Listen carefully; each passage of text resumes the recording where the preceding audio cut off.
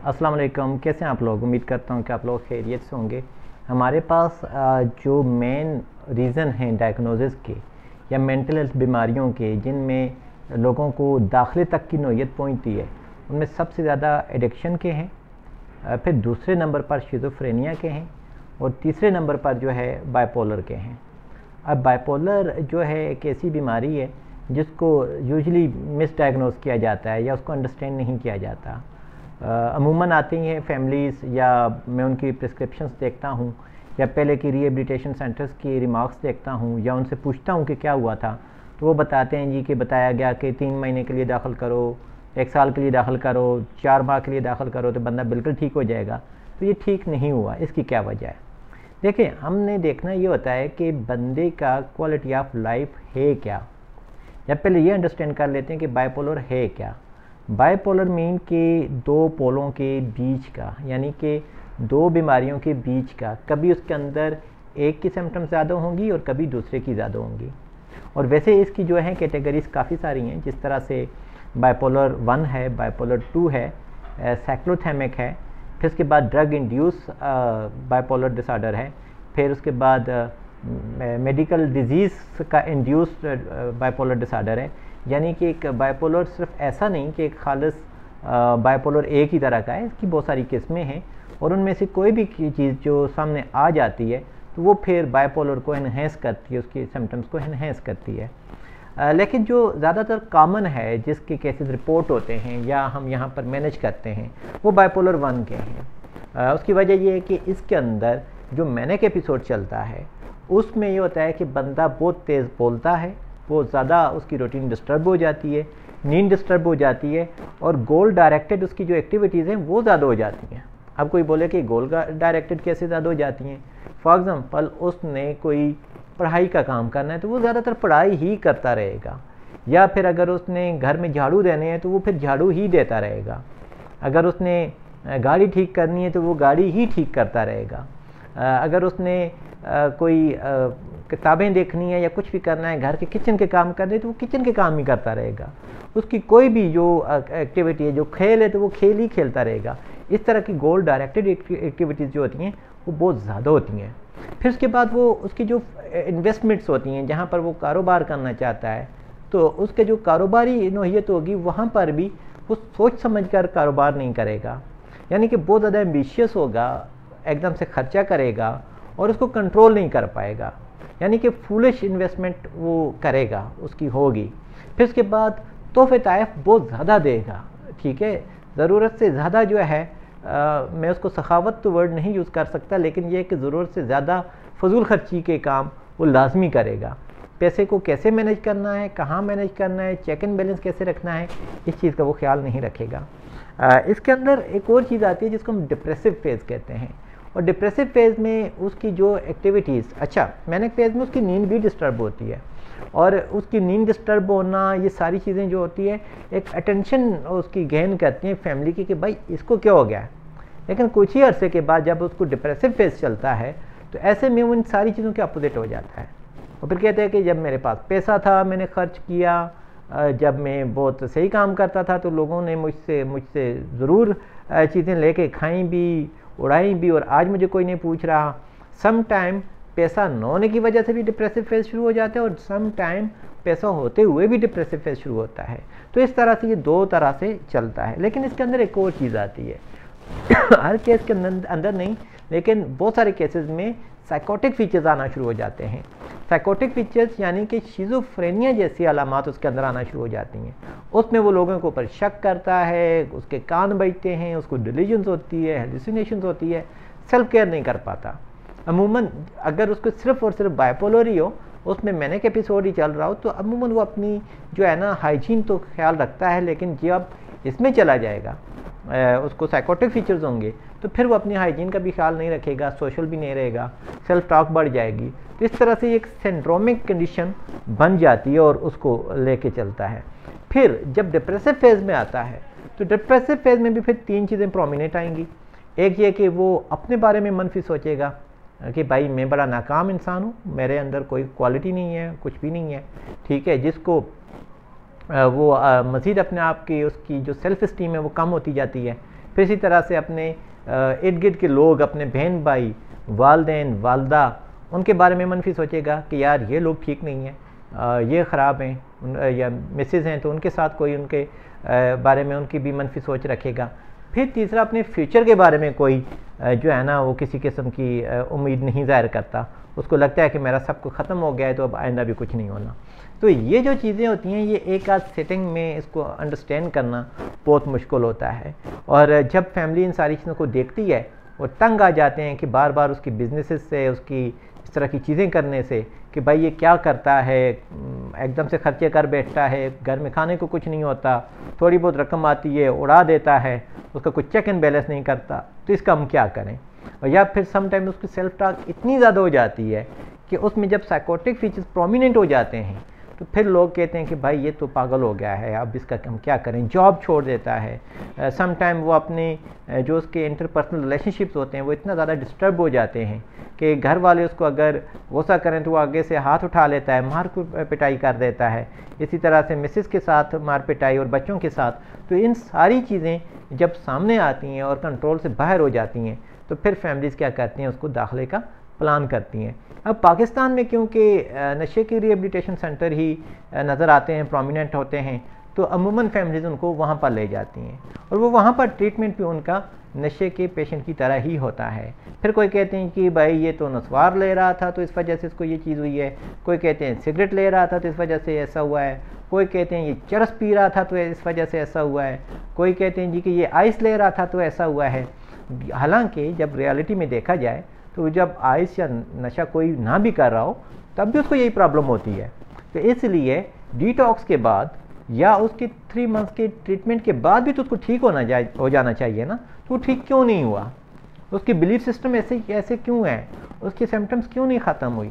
तो यहाँ पर फिर एक और चीज़ है, क्योंकि ड्रग इंड्यूस के अंदर ऐसा होता है कि अगर उसको ड्रग इंड्यूस बाइपोलर था तो ड्रग ख़त्म हो जाने के बाद वो ख़त्म हो जानी चाहिए थी। तो अमूमन एक और चीज़ कि हमारे यहाँ रिहेबिलिटेशन सेंटर्स पे साइकेट्रिस्ट की भी फैसिलिटीज़ नहीं होती, ठीक है, और फिर उसके बाद क्लिनिकल साइकोलॉजिस्ट की फैसिलिटीज़ भी नहीं होती, फिर उसके बाद काउंसलर्स की भी नहीं होती, साइकोलॉजिस्ट की भी नहीं होती, और फैमिली के साथ एक रिलेशनशिप की भी कोई चीज़ नहीं होती जिससे हम उसकी बाकी चीज़ों को भी अंडरस्टैंड करके एक कम्प्रिहेंसिव रिपोर्ट तैयार करके उसको बाइपोलर कंसीडर कर सकें या हम उसको बता सकें। तो यहाँ तक मैं आपको ये बता दूँ कि अभी तक हमारे पास बहुत सारे केसेस आए हैं जिनमें से बाइपोलर के केसेस हैं, और उन बाइपोलर के केस के साथ अमूमन क्योंकि पढ़े लिखे भी लोग हैं, क्योंकि ज़्यादातर लोग इलाज की तरफ पढ़े लिखे लोग चलते हैं, तो ज़्यादातर पढ़े लिखे लोग हैं, तो उस बंदे को 3 महीने के लिए या 1 साल के लिए बंद करके रख देने से नुकसान ये होता है कि उस बंदे का जो जॉब होती है वो अगर कहीं ना कहीं रिहेबिलिटेट हो सके, यानी कि वो अपनी जॉब पे जा भी सके, तो वो भी डिस्टर्ब हो जाती है, वो भी नहीं कर पाता, या फिर उसकी स्किल डेवलपमेंट के ऊपर कोई काम नहीं किया जाता, वो कि वो पढ़ा लिखा होता है, तालीम याफ्ता होता है। तो ऐसे में यह है कि वो एक वल्नरेबिलिटी की बहुत सारी चीज़ें उसके सामने आ जाती हैं, तो वो बेचारा कुछ भी नहीं कर सकता कि भाई मैं क्या करूं। और एडमिशन के लिए उसके बहुत सारी चीज़ें मिल जाती हैं कि भाई देखो तुमने फ़लाँ टाइम ये बात कर रहे थे, फ़लाँ टाइम ये बात कर रहे थे, तो हमने इसलिए तुझे दाखिल किया।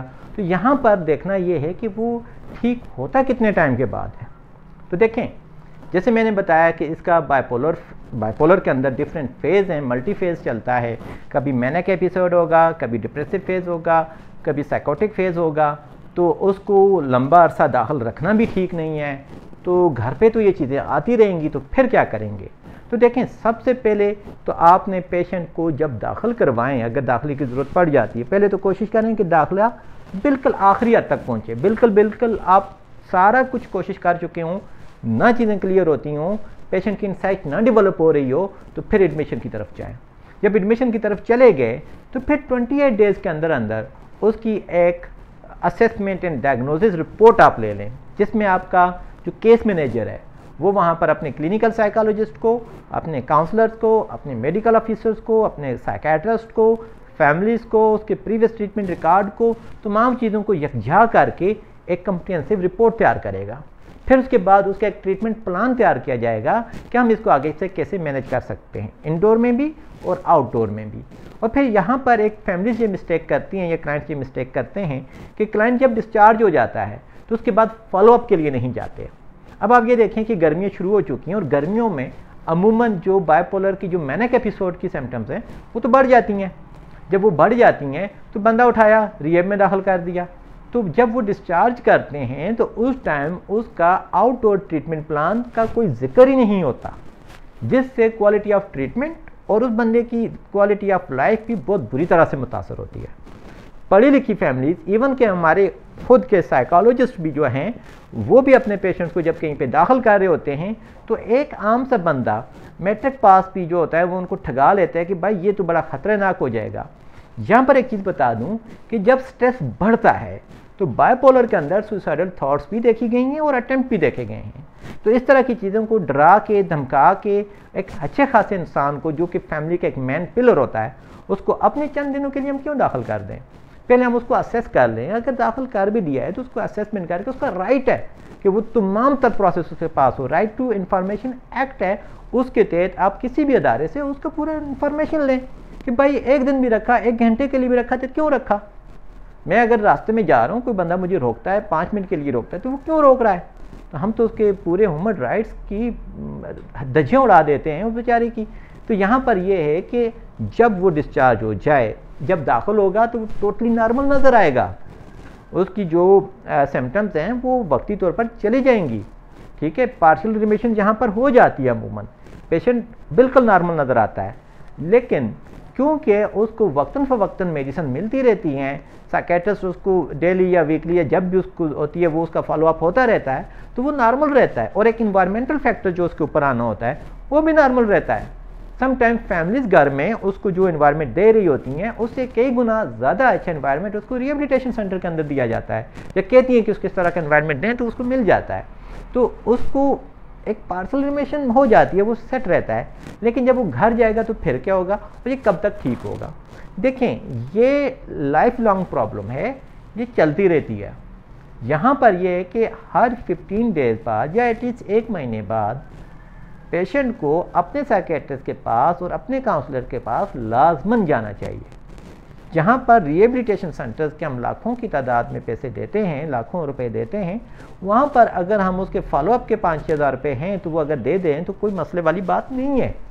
वजह यह है कि उसके बाकी काम तो चलते रहेंगे, क्योंकि समटाइम्स साइकेट्रिस्ट ने तो उसको तब मेडिसिन दी थी जब वो मैनिक एपिसोड में था।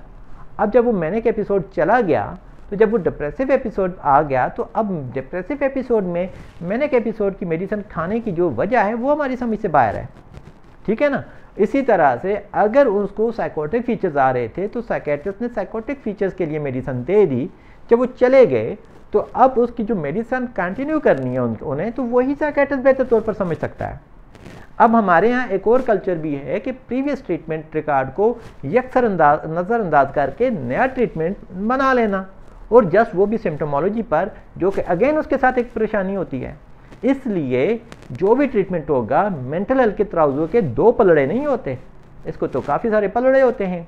एक पलड़े में पेशेंट बैठा होता है, एक में उसकी फैमिली बैठी होती है, एक में उसके ट्रीटमेंट वाले बैठे होते हैं, और उसके आगे भी ट्रीटमेंट वालों में भी फिर कहीं पे साइकेट्रिस्ट है, साइकोलॉजिस्ट है।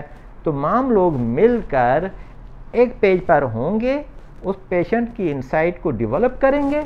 उस पेशेंट को पता होगा मुझे ये प्रॉब्लम है और मुझे ये चीज़ ऐसे ऐसे करनी है, तो तब वो बेहतर हो सकेगा। अगर हम उसको बताए बगैर चोरों की तरह उठाकर हम उसको रिहेबिलिटेशन सेंटर्स में बंद कर देंगे, उसके ऊपर किसी किस्म का काम नहीं करेंगे, वो बंदा कभी ठीक हो ही नहीं सकता। उसको आप 3 माह तो क्या 3 साल रखें, 10 साल रखें, वो कभी भी दाखिल नहीं हो पाए, वो नहीं रह पाएगा, मैनेज नहीं हो पाएगा। तो इसलिए उसकी एक असेसमेंट और डायग्नोसिस और ट्रीटमेंट प्लान की रिपोर्ट आपके पास होना ही होना है। अगर वो नहीं है तो आप गुनाहगार हो और आप गलत करते हो। और फिर इस चीज़ के ऊपर अगर पेशेंट बाहर आता है और उस चीज़ को ये चीज़ चैलेंज करता है कोर्ट में, तो वो फिर अपने हक पर है कि भाई मुझे किस चीज़ के लिए दाखिल किया गया था, या मेरी कोई रिपोर्ट तैयार की गई थी, नहीं जी नहीं तैयार की गई थी, तो फिर इतना टाइम पे क्यों डिटेन रखा गया, तो वो फिर उसका जवाब देना पड़ता है कोर्ट के अंदर। तो इसलिए कोशिश करें जब भी दाखिल करें तो वो आपका बेटा है। और एक सबसे अहम चीज़, कभी भी अपने प्यारे को प्यार करना ना छोड़ें, उसकी इज़्ज़त करनी ना छोड़ें, ताकि वो उस चीज़ को समझ सके और वो अपने आप को बहाल करने की तरफ ला सके। फिर अमूमन बायपोलर के साथ क्लाइंट ड्रग्स लेना शुरू कर देते हैं, सम टाइम वो अपनी जो ज़हनी खलल होते हैं उनको कंट्रोल करने के लिए करते हैं, तो वो एडिक्शन का भी शिकार हो जाता है। ठीक है, सम टाइम वो पहले से एडिक्शन का शिकार होता है तो बाद में बाइपोलर की सिम्टम्स बढ़ना शुरू हो जाती हैं। तो इसलिए ये सारा कोई गमसान का एक सिस्टम बन जाता है। तो इसलिए कोशिश करें कि उसके जो प्रोफेशनल्स हैं, जो साइकोलॉजिस्ट हैं, वो CBT ट्रेंड हो, वो अच्छे से कर सकते हों। मुझे अफसोस होता है कि जब साइकोलॉजिस्ट मैसेज कर रहे होते हैं कि बाइपोलर का ट्रीटमेंट प्लान क्या है, एंजाइटी का ट्रीटमेंट प्लान क्या है, तो भाई आपने पढ़ा कहाँ से, आपने सीखा कहाँ से, आपने इंटर्नशिप्स कहाँ से की, वहाँ से आपने क्यों नहीं सीखा? आपने डिग्री ले ली, आप जाओ घर में जाओ फिर, अगर आपको मज़ीद भी नहीं सीखना तो। क्योंकि वो क्लाइंट अगर आपके पास आया है और आपको पता ही नहीं है और आपका सुपरवाइज़र भी कोई नहीं है जो आपको सिखाए, तो फिर तो गलत हो गया, आपने तो बहुत बड़ी माल प्रैक्टिस कर ली। इसलिए बेस्ट प्रोफेशनल्स जो हैं, जो स्किल्ड हैं, उनके पास पेशेंट को भेजें, उससे काम लें और पहले से ट्रीटमेंट प्लान का एक मैप लें कि भाई आपने करना क्या है, उसके बाद अगला जो है उसका ट्रीटमेंट शुरू करें। तो उम्मीद करता हूँ कि इस बात की समझ आ चुकी होगी और अपने क्लाइंट्स के साथ मुखलिस रहकर उनका इलाज करने की हमें अल्लाह पाक तौफीक अता फरमाएगा। अल्लाह हाफ़िज़।